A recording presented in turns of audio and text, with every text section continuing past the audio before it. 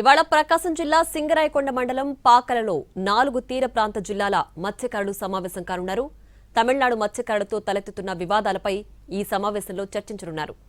బాపట్ల, ప్రకాశం, నెల్లూరు, తిరుపతి జిల్లాల మత్స్యకారుల గ్రామాల కాపులు, మత్స్యకారులు ఈ సమావేశానికి హాజరవుతున్నారు. సముద్రంలో చేపల వేట విషయంలో ఏపీ, తమిళనాడు మత్స్యకారుల మధ్య గత కొన్నేళ్లుగా వివాదాలు కొనసాగుతున్నాయి.